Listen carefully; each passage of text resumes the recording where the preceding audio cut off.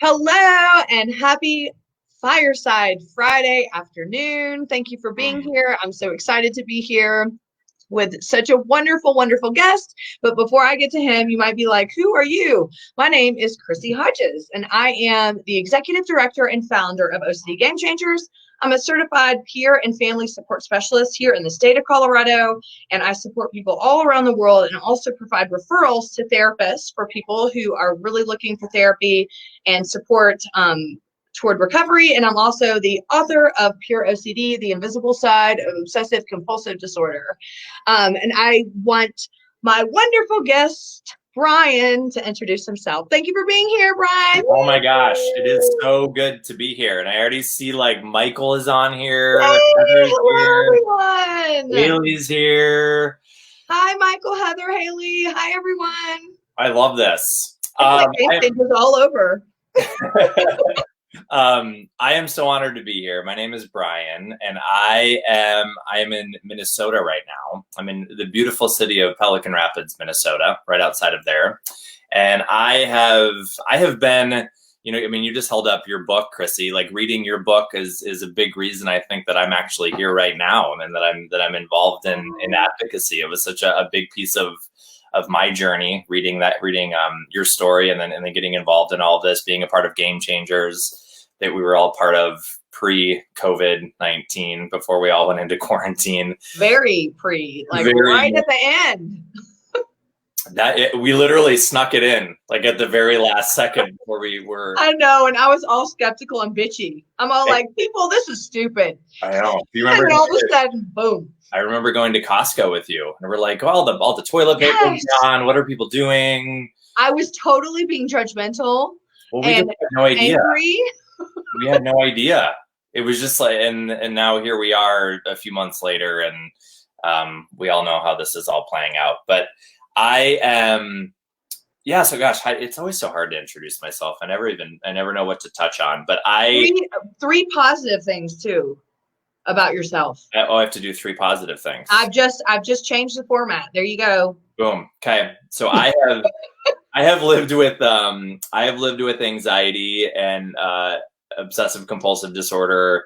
I would say going back to like middle school is probably when I really started to struggle. So that's where kind of like my lived experience has come into play. Have been on a big journey that I continued to be on day in and day out. So I think that's when I am doing a lot of this advocacy. A lot of it's coming from my own personal experience. Obviously, I'm not a therapist or anything like that, but I just bring my own lived experience into this. And Sylvia loves your hair, by the way. I know. Hi, Sylvia. Free.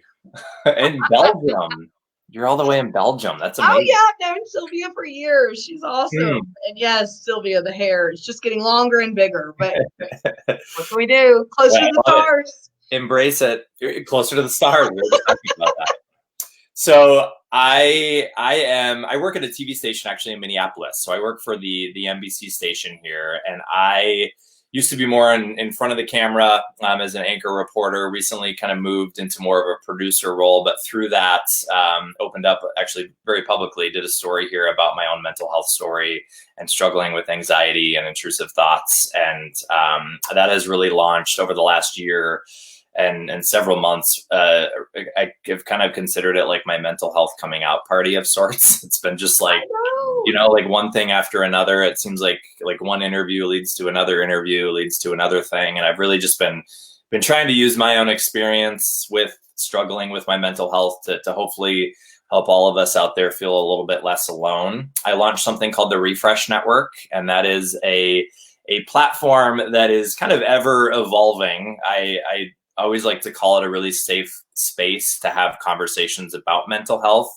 And I've always said that I think so many of us are struggling out there, but we're just not talking about it enough. And a lot of us feel like we're the only ones. And I'm hoping through the Refresh Network to chip away at that a little bit. We don't talk only about OCD, but obviously my experience with intrusive thoughts and things like that.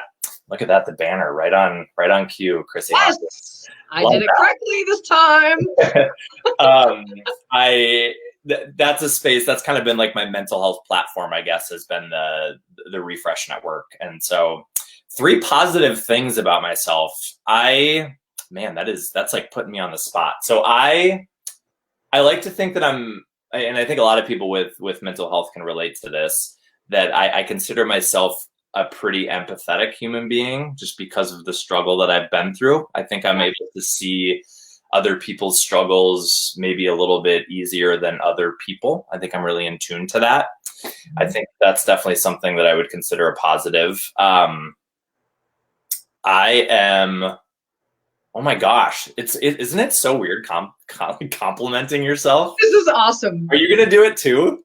All right. Okay. Oh my gosh, can we ping pong? You go now. Okay.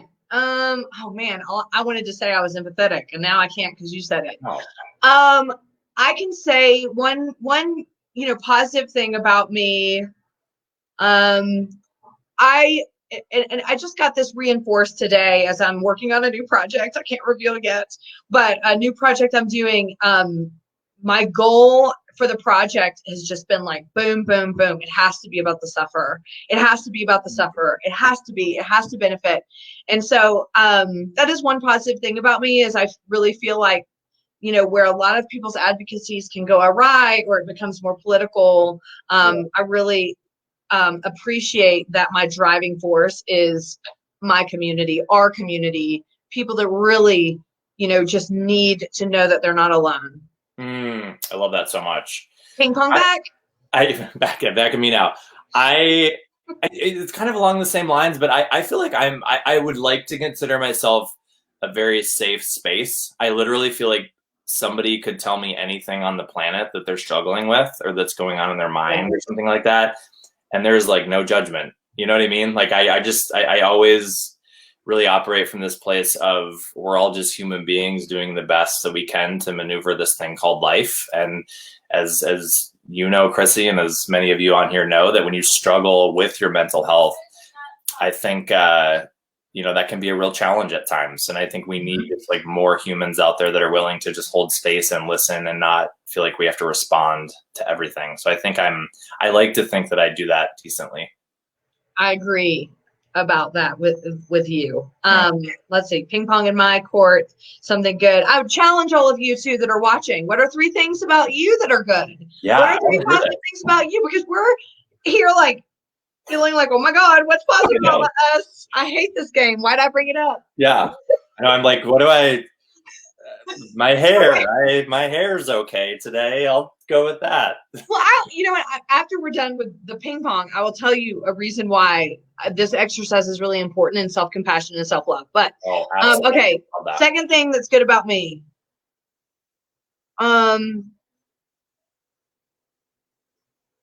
Shit. You have a banana behind you. I think that's I have a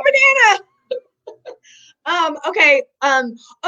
I discovered this in therapy in the last year, in trauma therapy, is that I'm willing to take risks. And where I may have judged myself for taking risks before because I needed approval from certain areas of my life, and looking back in some of the times that the biggest things happened for me, which were for me, meaning like I'm doing this to make my life better or the world a better place or something like that.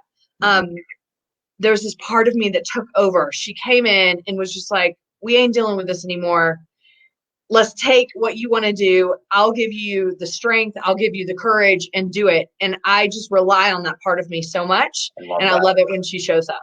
I love that so much. And I maybe kind of along the same lines, or something that came to mind for me is I think that I don't always give myself enough credit for like my own resilience. And I don't think all of us give ourselves enough credit for that. We do not. Here's the deal, you guys. Struggling with OCD and getting blasted with shame-inducing intrusive thoughts and all these things that are trying to convince you and make you feel really, really bad about who you are, and still being willing to like show up for your life and get out of bed in the morning and go to work and go hang out with your friends. Like that's pretty badass to be able to carry and move with all of that stuff and still live your life. Like that's, I think I've had some, I think, clarity on that recently where I'm like, God, like that's hard work. That's really, really hard work that I don't think we all give ourselves enough credit for at all. Absolutely. And I love, by the way, that people are putting in the comments what's good about them. Curly hair, yes. I love it. Advocate, being there for others. Michael, yes, you are. Heather, I'm very thoughtful. How awesome. It's amazing. I love it. I want to comment on that part for you. I just posted something on Instagram. I'm not really sure. I don't have it right here, but I just posted on Instagram something about, it's been my mission in life, Bryan, to find out why it is that people with OCD have such low self-esteem, why we really believe that we don't deserve a good life, why we really think that we're not worthy. And I mean, the easy answer is, well, because we have mental illness. And yes, that's true. But I've really been trying to dig into people's stories and my own experience and really come up with it. And all these little wonderful tidbits that people share with me, I'm able to kind of, form this theory. I'm not going to test it with research, but we feel like, and I think that doing this, talking about things that are positive about ourselves, and we can barely come up with things without feeling pressure and sweating. I know. I have a fan on me though, so I ain't worried. But that's such a testament to what I wrote on Instagram, which was, because of what I dealt with for so long, I didn't feel like because I couldn't solve easy questions. Am I, what's my sexual orientation? Yeah. Do I want to harm people? Yeah. Am I attracted to family members? Yeah. Am I a pedophile? Am I, all these things, am I possessed by the devil? All these things where normal people walk around and be like, yeah, you want to get with chicks, or, I don't really want to molest children. Totally. Things that would be normal, and then you just move on with your day. I can't solve. And I continue to doubt, and there's no answer. And the hard way out of OCD is to be okay with not answering that, which directly reflects our self-worth. Yes. And that to me has been the biggest awakening of that is why I spent so much time thinking I'm not worthy, thinking I'm damaged goods. Yes. Thinking I'm not worthy of a good life. And isn't that so heartbreaking, right? That that's what so many of us are going through.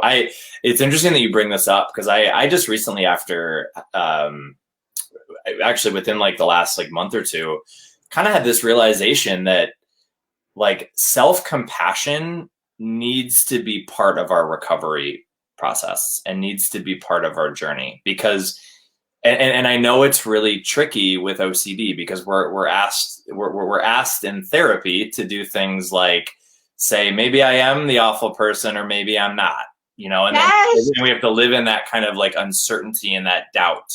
And I know that that's the tool to kind of lean into not having to answer the question.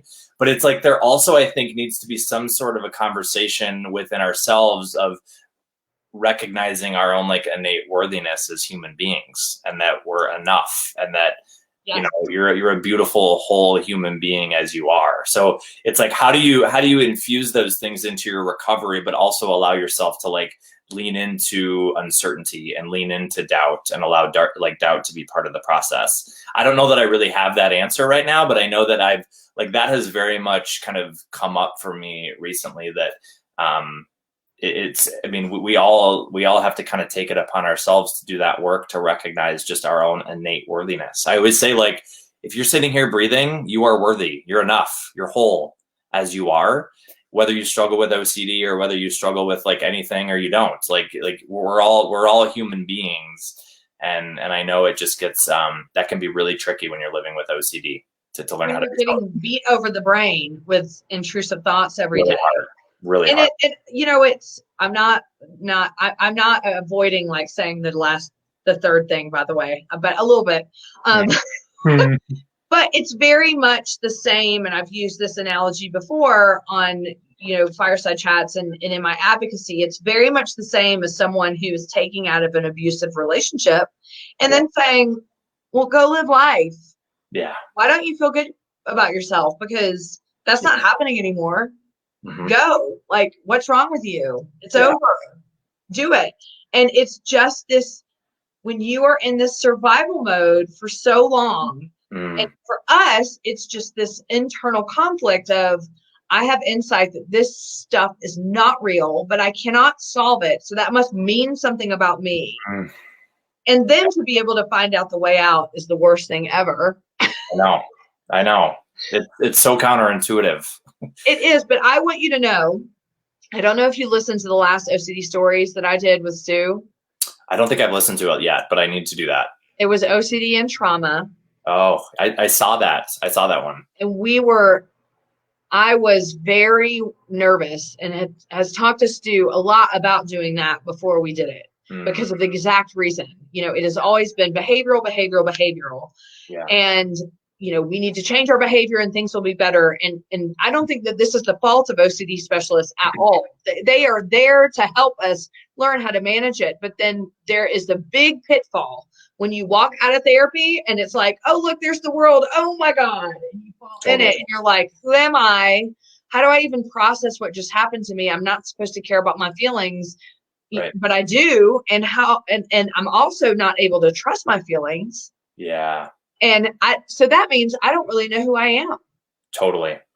Yeah. And doesn't it sometimes, I know for me, it feels like almost that the rules of the rest of everybody else is like advice of how to maneuver your emotions and how to maneuver kind of like working through things like trauma. It's almost like those rules sometimes feel like they don't apply to. Uh-oh. I think you're frozen. Oh, there we are. We're back. You were frozen a little bit. You said sometimes those rules don't apply to, and then it froze. So funny. I said it, and then you froze on me too, and it was just you staring at me. And I thought you were just like not getting what I was saying. You're just like staring, like, I said something weird. Luckily, I wasn't like this.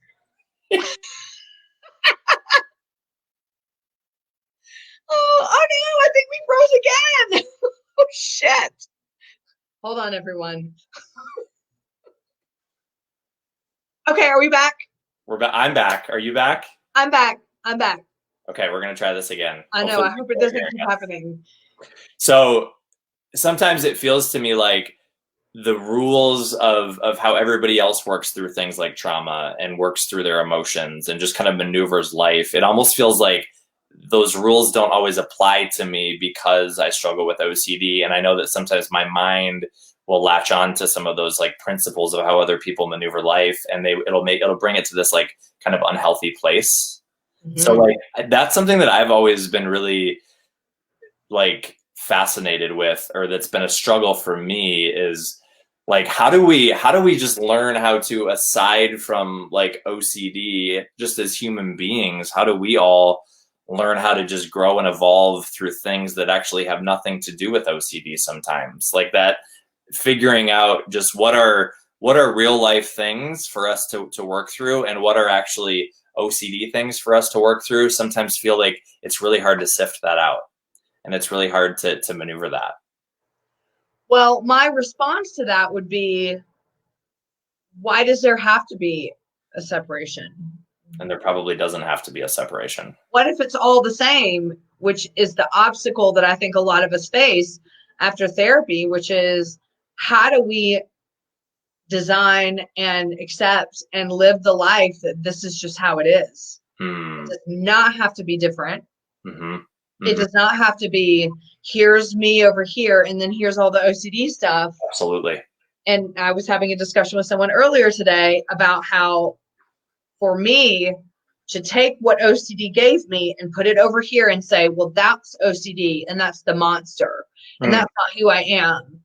Then me trying to live my own life over here was always in fear of, what if the monster shows up?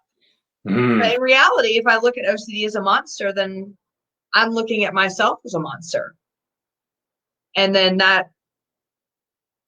is that how I really want to view, or is that how I want to explore loving myself, that I'm a monster? You cut out on me again. Uh-oh. Okay. Well, I was just talking about being a monster. I heard that. I heard that I heard you wrap up the monster talk. And I know that I was gonna love everything that you were saying. Well, basically, maybe somebody can let us know if, like, are you hearing us all good out there? Hopefully, as long as they're hearing you, that's all that matters. I think so. People Okay, are so comfortable. I wonder if it's like it might be my internet connection too. It's you. It's all me. It's always my fault. Story of my life, Chrissy Hodges. No, basically what I was saying is if I view OCD as being a monster, then I'm viewing myself as a monster. Yeah. I actually want to segue into, look, someone said Chrissy is not freezing at all. Huge. Okay, so it's all me. It's all me. Dang it. I wonder if we'll just keep rolling with this. I can switch to I have my hotspot on my phone that I could switch to actually at some point. Oh God, maybe you should, because I think you just froze again. Hey everybody. It's just Chrissy here. It's like totally foreshadowing that he needs to switch to the hotspot on his phone. He's like, maybe I need to do it at some point, but now I've frozen again. So time to switch to the hotspot. Okay, I'm going to switch to the hotspot. Hold on 1 second. I don't know why this is doing this. Stand by. Let's see if this works. So I'm just going to keep talking while you do that. And I don't know if like you just click on the link or what, but so this is a really important topic, I think. And I think one that is what Bryan was saying earlier is there just is this need. And I love that this topic is coming up. And by the way, it sounds like we're not even going to talk anything about COVID, which is okay, because I think the fireside chats anyway need to evolve into talking more about OCD. But as someone who, you know, when I first started advocacy, a lot of my stuff was focused on the importance of finding the correct treatment and the importance of knowing that recovery exists. And there we go. Oh, I got two of me. Two of me. It says ban from studio. Here we go. Okay. Gosh. Okay, so I was actually better? Yes, this is better. What we hope. Okay.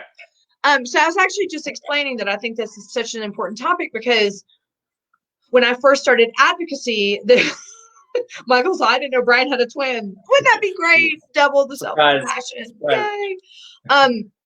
You know, it's so important to get these messages out to people that you can get help and that there's hope and that recovery is possible. Because one of the things we know about, especially, you know, really tough intrusive thoughts with mental rituals is that you don't even recognize it's OCD. You suffer for years and then you go to the wrong treatment and it's just a disaster, right? Yeah. But then there is such a need to be able to really support and help people navigate what life is like afterwards. Yeah. Because yes, therapy for me was all behavioral. Dr. Phillipson was just like, boom, boom, boom, fuck your feelings. Like, let's get on with it. Let's do the behaviors. That's how you're going to get better. And I am so, and will always be so grateful to him. But then after, and this is in no way his fault or anything. I didn't want anything to do with OCD again. I was like, we're done. I got that over with. Now let's go. But there was so much grief.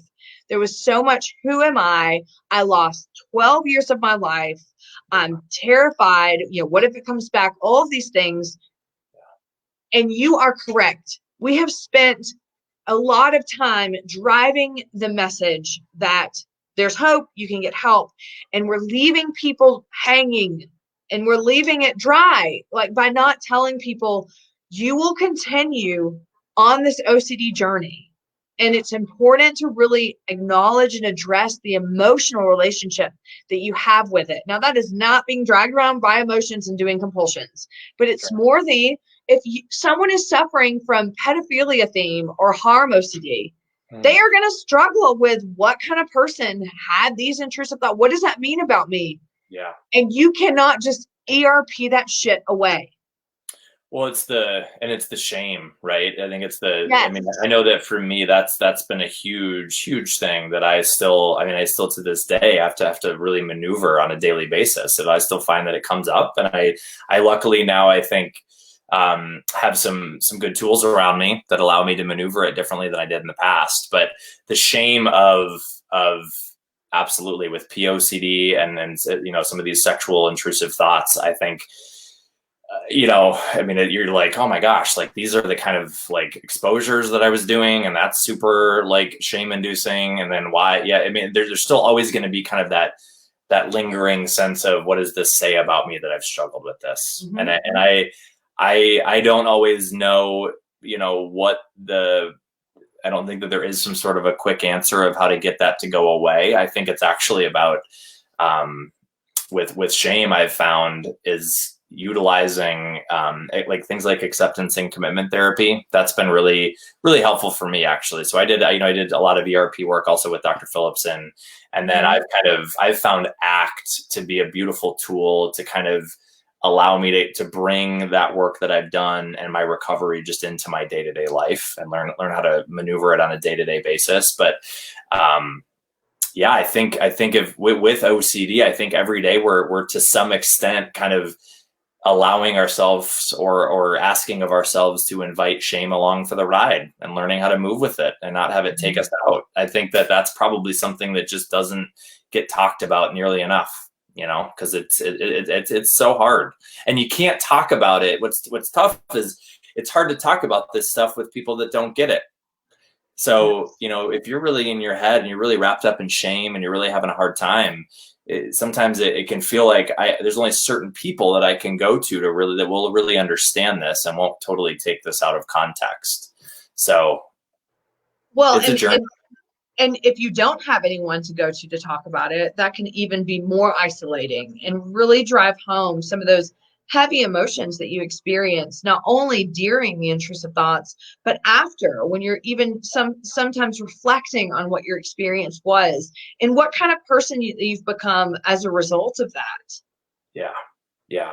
And I just find it so, I've one thing that I've recently, I think, gotten some clarity on too in my own life, Chrissy, and I feel like this might resonate with you, is allowing myself to be angry about it and allowing myself kind of this permission to like actually just be like, this is so flipping frustrating. Like what I've been going through some kind of intense stuff recently where it's like, I just want to enjoy my life, like I just want to like be a human being and enjoy relationships and enjoy connections and go out there and enjoy and do all these things that I want to do with my life.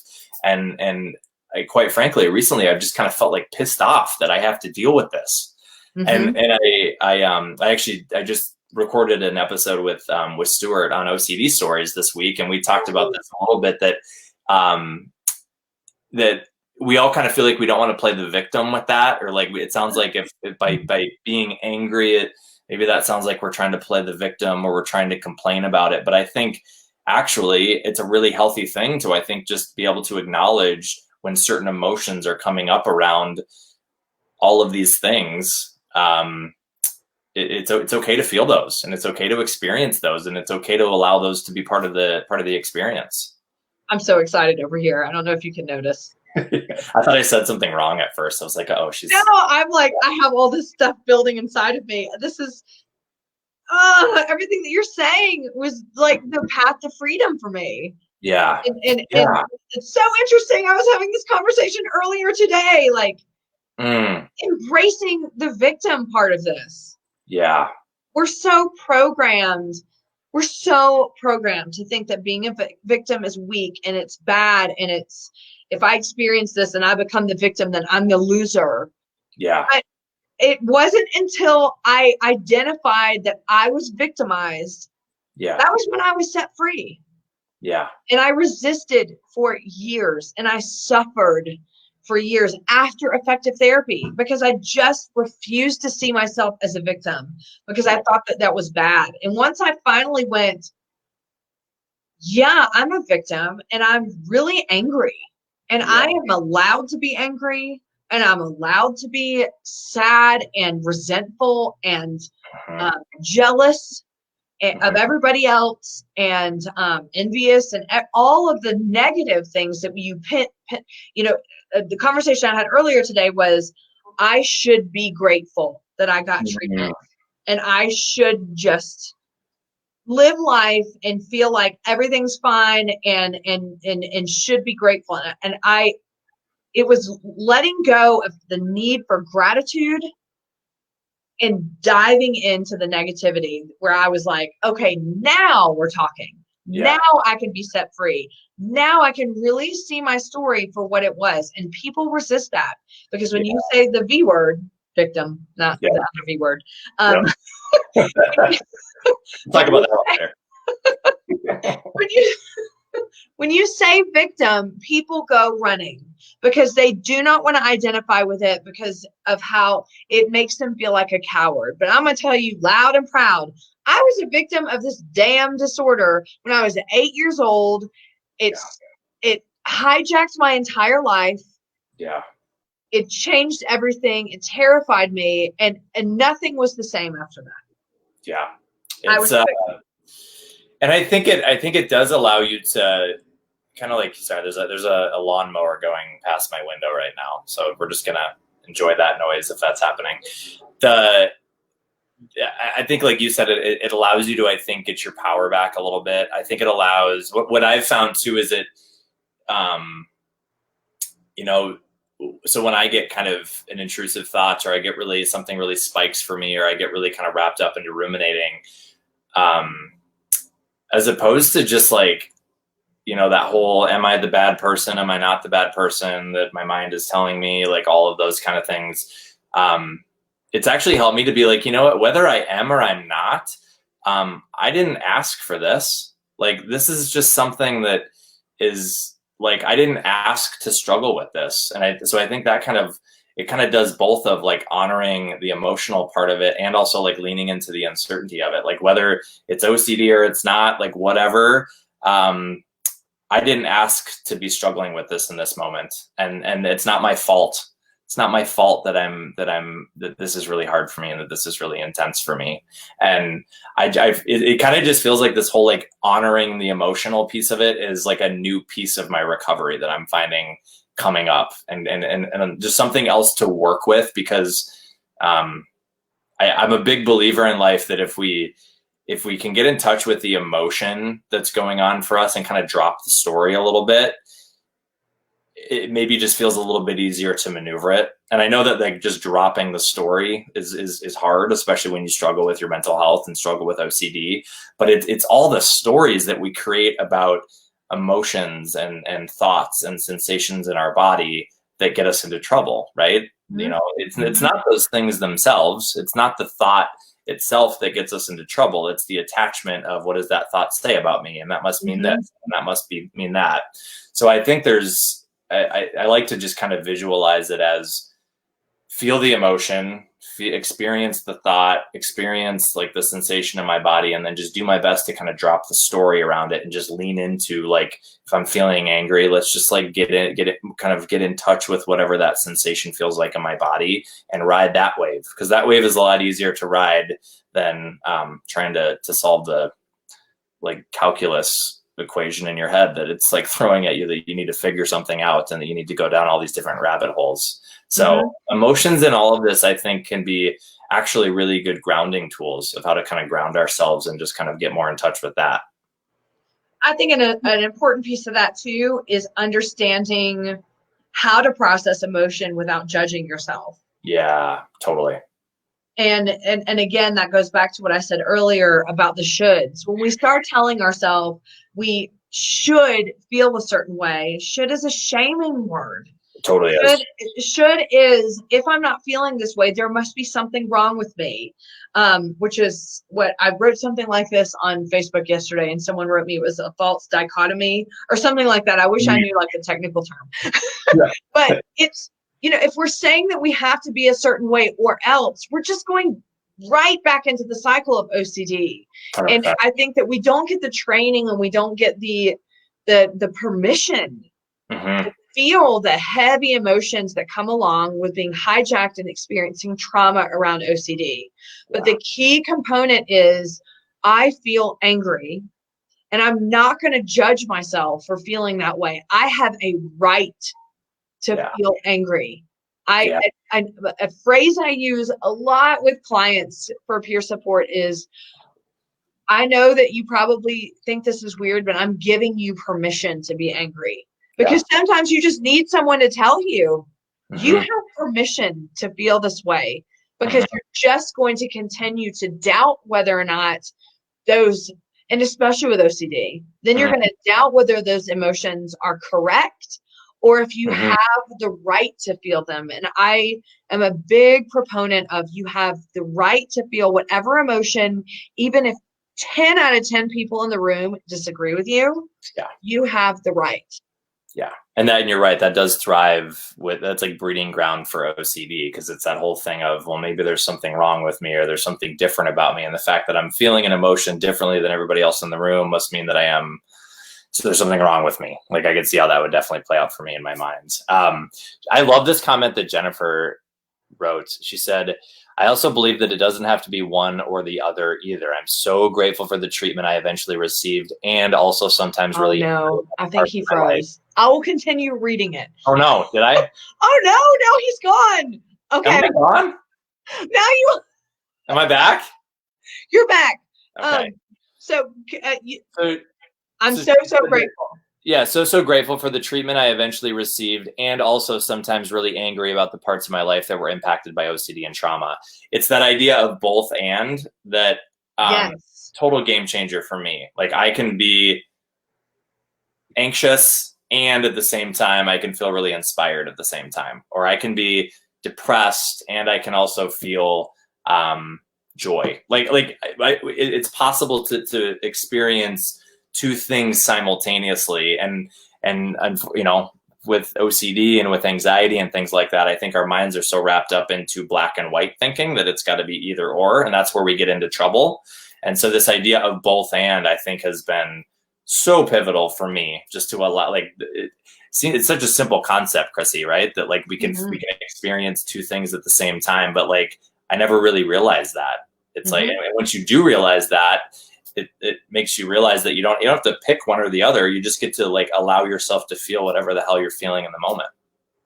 Right. And I agree. And then thank you for that comment, Jennifer. I think that's what a lot of us struggle with. And, you know, Michael also posted, you know, he wouldn't be who he is without the treatment. And I think that it's the important thing to process that this whole experience is an emotional journey. You know, when I got done with treatment, I was like, how lucky am I? I cannot believe I was lucky enough in 1998 to find a therapist that would do phone therapy. You know, and I embraced that. And then just like you said, the both and, I felt but that's where the conflict comes, is if you don't know that it's okay to feel both, all of a sudden it's I should be grateful, but I'm still feeling sad. I should be grateful, but I still feel less than. I should feel grateful, but I feel like I'm not deserving of a good life. And that's where I think there's a big missing piece in recovery for OCD. And I'm so glad we're opening up this conversation. I've heard a lot of buzz around this lately of advocates really starting to speak out about it. It's almost like you're speaking out against the system, but more of what can we do to really pave the way for a smooth transition from treatment back into life, where, you know, and someone today when I was, you know, said it feels like Stockholm syndrome, where you get so used to being in this survival mode. You get so used to being in this area where it's, you know, this is all I know. The only person that I know is the person with OCD. And then you get treatment, and then you get set free. I mean, not necessarily, you still have to work at it. You know, I don't want to make false claims about it. You have to work at it, but it's almost like you get a new lease on life, but then you're like, oh, wait a minute. I didn't know that this was possible. And B, I wasn't prepared that I wasn't going to be doing compulsions 14 hours a day. So I don't know who I am anymore. And Aaron Harvey always talks about, and I love this, sometimes with the way he phrases it triggers the hell out of people, but he also says, I don't know who I am if I can't be my thoughts. Yeah. And I love that he brings go away. Okay. It's the, can you see me? I can. You pause for a second. Yeah. It's I love that he brings this up, because it's this old, you know, belief that, you know, oh, your thoughts define you and who you are. And then we find out we can't trust our thoughts. And we have to rely on a whole different system to navigate a world and trust our emotions. And how unfair is that? And I love that word, unfair. And I know people hate that word too. It's like the U word, the V word, victim and unfair. But it is unfair. It is unfair. It totally. And I think, you know, one of the worst things that I know I've experienced, or as far as when you share some of this stuff with other people, the normalizing that can sometimes come back at you, where people try to kind of like diminish your experience and say things like, oh, or, you know, just, I've experienced that too. Or, you know, kind of trying to like minimize that this has been really hard for you. I find that to be really, really defeating. Like that feels very defeating. Invalidating. And so I think something like saying, no, this is really unfair. Like I've been through a situation and I'm living with something that just doesn't feel very fair all the time and feels really, really flippin' hard. And I think it gives us like, it's almost like it honors our courageous nature and like our resiliency, that we're facing something day in and day out that does feel really unfair and feels really flippin' hard and doesn't feel like, you know, like, why do I have to struggle with something like this? But it gives us the opportunity to acknowledge that, and also acknowledge that despite all of that, you're still showing up every single day. You're survived. Like, right? And which is, I mean, I look back at like I started struggling with, I had a really bad panic attack in middle school. So I was in like 6th grade, and I started struggling with really bad depersonalization symptoms. And I think that was kind of like the start of a lot of my kind of anxious and like obsessive tendencies in my mind, checking to see if I'm feeling that way. And what does that feeling say about me? That must mean that I have a brain tumor, and like all of these things going on. And I really didn't talk about it at all. Like I, for the most part, just completely internalized that. And then over the course of like the next 10 years or whatever it was, just battled these things internally by myself day in and day out. And that, you know, like, I think that's the part of it that sometimes we don't always remember, and we don't give ourselves credit for. You fought like a silent, invisible battle for an extended period of time, and you're still flipping here, and you're still living your life. Like that is huge. That's a huge deal. It is. And I want to circle back to, and I know Haley put this comment up here earlier. I don't know where it is, but she said, you know, OCD people are some of the most resilient people I know. And to circle back to the, you know, most people with OCD struggle with self-esteem and self-worth, whether we deserve a good life or not, based on intrusive thoughts. But I want to circle back on that point. We can't see it when we're in it.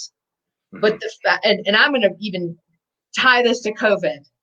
The fact that so many of us lived with this for however long, still showed up for life, still put this face on of I'm here and I'm being as present as I can while completely being tormented the entire time.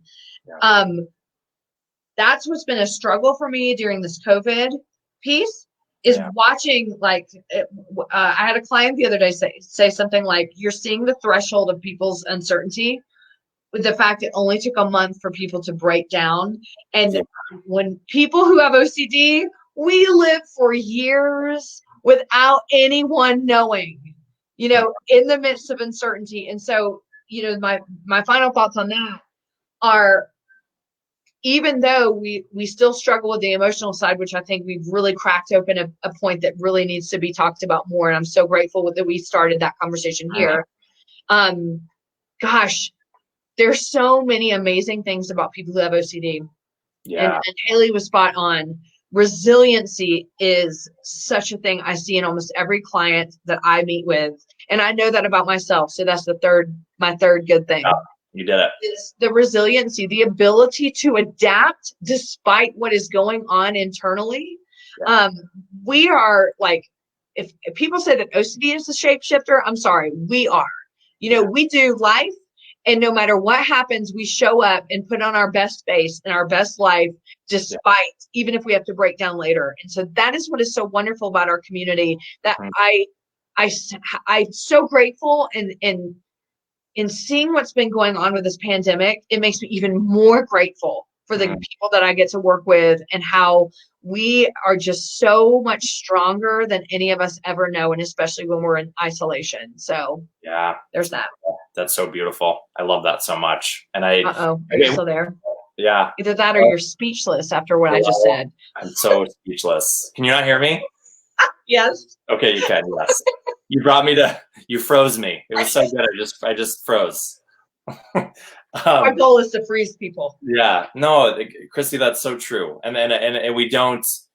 I believe this of all humans, and I think echo it even more to people in the OCD community that we have a well of strength within us that we don't always know is there, but somehow when things get really, really hard, we're able to draw upon it, and we're able to tap. It's like we're able to tap into some other piece of ourselves that carry us through and get us through the really, really tough times. And I think we all have to remember that that's there, and to kind of trust in that, and that, no matter what thought or emotion or intrusive thought or like whatever is going on for you today, tomorrow, the week after, the year after, like you have the tools within you, and you have the resiliency, and you have the strength within you to meet that moment when you arrive. We don't need to figure out, if we're going to be ready when that moment comes. I think it's just like trusting that we will be able to arrive at that moment, and just like we have a million times before,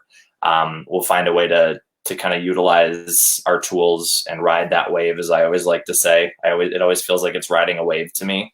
Mm-hmm. I think this wave of like, oh my gosh, I'm going to feel like this forever. I'm stuck. This is awful. I hate this. And then, it eventually subsides. And so mm-hmm. I just think that trust in our innate like strength is such an important thing to always bring up in these conversations. Absolutely. So final thoughts, are those your final thoughts? I think that's one of them. I just think like,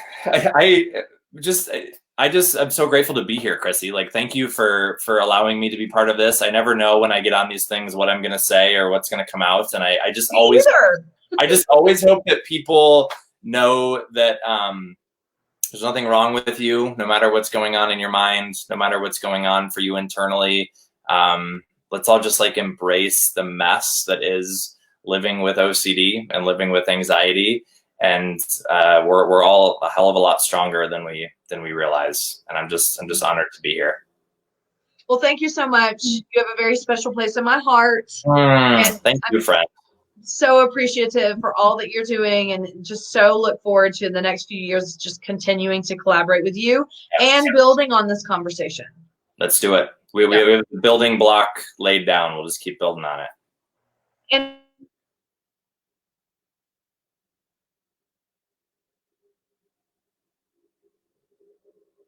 hold on, here I am. No.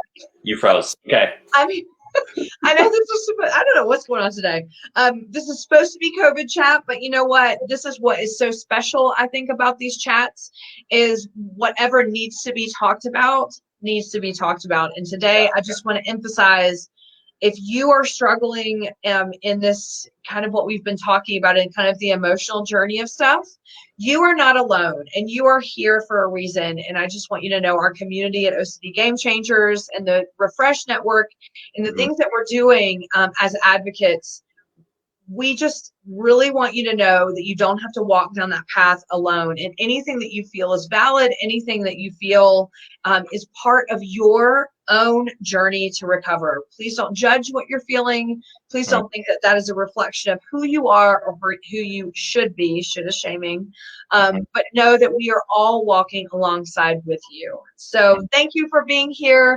Next week we will have Chris Bear next week. Where I'm usually going to do them on Fridays, he's going to meet us on Tuesdays. We'll talk about parenting and OCD and COVID and everything else. I'm excited to have him on. He's another OCD Gamechangers alum.